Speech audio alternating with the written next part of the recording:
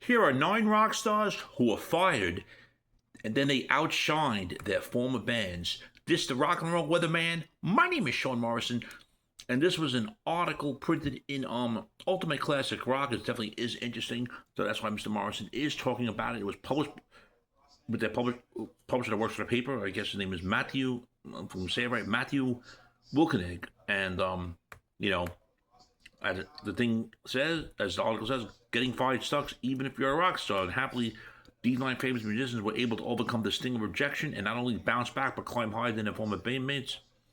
And that must have felt pretty good, huh? One of the most famous examples of this phenomenon began on April 27th of 1979 when the 3 members of Black Sabbath decided they had to fire singer Ozzy Osbourne. And it was obvious that their drummer Bill Ward had been sent by the others because he wasn't exactly the firing type. Ozzy recalled in his book I Am Ozzy. He couldn't remember what he said to him, but the gist was he was a pissed, coked up loser and a waste of time for everyone concerned. Probably sad. Everyone was into the drugs back then, so everything was fucking nuts. Osbourne, of course, went on to be one of the famous rock stars of all time, while Black Sabbath language in relative obscurity until reunited with Ozzy for a series of tours decades later, even though Ronnie James Dio saved Black Sabbath for a brief period of time. So now, we just did mention Ozzy. After Black Sabbath, he went solo, and then, that's that. Next, of course, was Ronnie James Dio.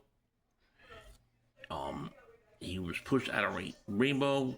He literally, guitarist Richie Blackmore pushed him out of radio because he wanted to pursue a more mainstream sound and greater commercial success. And the whispers in the ears were saying, it must be a little more commercial, you won't sell any singles. Dio told the radio Trent 971 he didn't really care. Richie didn't for a while, but then he started believing what people were telling him. Blackmore earned 3 gold albums in the United Kingdom with new lineups on Rainbow, but Dio stuck to his guns and went on to even greater success, first by replacing, like I said, Ozzy and Sabbath, and then with his own platinum-selling solo albums. Then they mentioned Vinnie Campbell of Dio, when he was in Dio. Of course, he found himself on the other side of the employer relationship when he got fired from Dio's band in 1985. The story goes around, he claimed to agree to take less money, then he deserved on the group's first 2 albums and tours in order to help the band get on his feet, and Dio refused to give him the promised better deal for the 3rd record, and Dio didn't see the same things way, and he called him, and he says he's an effing asshole, and they still never really talked until he passed away. After this, Vivian Campbell went on to perform in Def Leppard, where they had another platinum and gold record. Sammy Hagar, of course, was in Montrose, got fired from that band in 1975 as well, and then he ended up going on a solo career. Was on some of his songs, such as there's only one with a rock in You Love It, Drive Me Crazy, I Can't Drive 55, and then of course he did perform with Van Halen.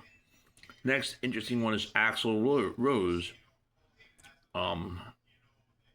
who was a member of LA Guns. Yes, this is true. The manager of the struggling band at the time decided to put his foot in the mouth and fire Axl Rose. He just didn't want to deal with him anymore, guitarist Tracy Guns said in the book Done But a Good Time, and Guns immediately decided the same day to stick together and recruit the mutual friend Izzy Stradlin under the new name Guns N' Roses. And then Thought became the rest is history, Steven Adler, and of course they've had more better success than LA Guns. Even though LA Guns does have 2 gold albums to its credit. Jeff Beck with the Yardbirds, he was fired from them in October of 1996.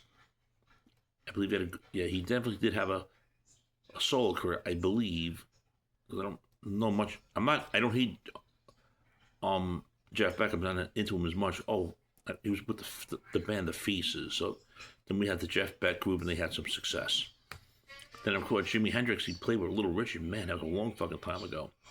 He, of course, wasn't born to be an anonymous backing musician. And, of course,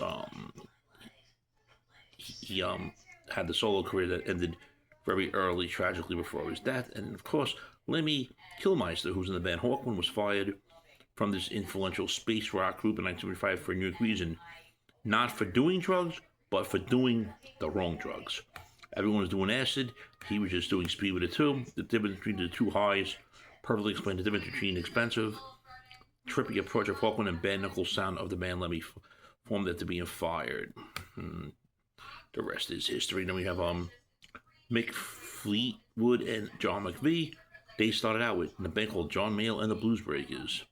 3 months they were dismissed over drinking habits, and John McVie was fired and rehired several times. They ended up joining with Peter Green after he left the Blues Breakers. They ended up forming Fleetwood Mac, and then rest is history there. After they eventually got Stevie Nicks and Lindsey Buckingham, and Peter Green did leave. Rest in peace, Peter Green. He passed away a few years ago.